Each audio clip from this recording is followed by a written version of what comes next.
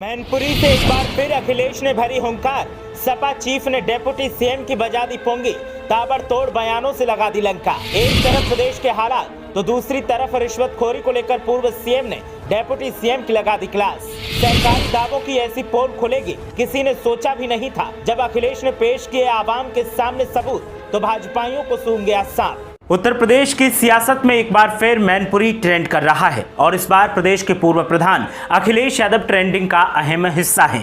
सपा के सबसे मजबूत गढ़ मैनपुरी से अखिलेश यादव ने इस बार डेप्यूटी सीएम को लपेटे में लिया है और ऐसा दांव खेला है कि अब बीजेपी वाले तिल मिला रहे हैं तो उसके समर्थकों को भी मिर्ची लग रही है और साथ ही साथ डेप्यूटी सीएम भी झल्लाए घूम रहे हैं कि आखिर अब कैसे अखिलेश यादव को जवाब दिया जाए। एक निजी कार्यक्रम के लिए मैनपुरी पहुंचे पूर्व सीएम अखिलेश यादव ने जब राज्य सरकार को निशाने पर लिया तो मैनपुरी से लखनऊ तक हलचल तेज हो गई। बुधवार को अखिलेश यादव ने बीजेपी पर तीखा हमला बोला।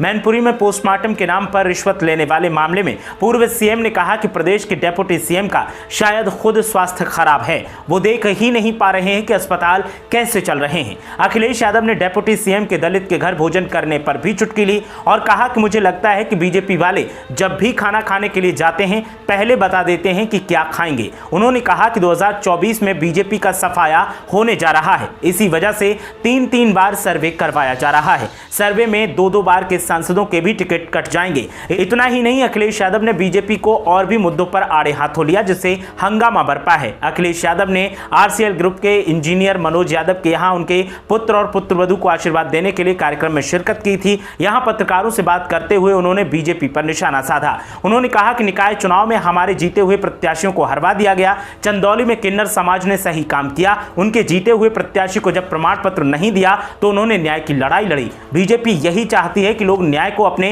हाथ में ले लें, लेकिन हम अपने लोगों को ऐसा न करने के लिए कह रहे हैं। अखिलेश यादव ने कहा कि बीजेपी भू माफिया बन गई है। मुख्यमंत्री पिछले दिनों यहां आए थे, उनको यहां रजिस्ट्री दफ्तर से जानकारी मांगनी चाहिए थी कि कितनी रजिस्ट्री बीजेपी वालों ने करवाई है। अकेले मैनपुरी नहीं, अयोध्या, वाराणसी, आगरा से लेकर लखनऊ तक बीजेपी वाले ऐसा ही कर रहे हैं। प्रशासन जमीनों पर कब्जा करवा रहा है। किसी तालाब पर अगर बीजेपी वालों की नजर पड़ जाए तो वहां प्लॉटिंग हो जाती है। कानून व्यवस्था का बुरा हाल है। डीजीपी कार्यवाहक बनाए जा रहे हैं। मुझे तो ऐसा लगता है कि मुख्यमंत्री भी कार्यवाहक हैं। जब अखिलेश यादव से नए संसद भवन के उद्घाटन में न जाने को लेकर सवाल किया गया तो उन्होंने कहा कि आदिवासी समाज से आने वाली देश की महिला राष्ट्रपति को नहीं बुलाया गया।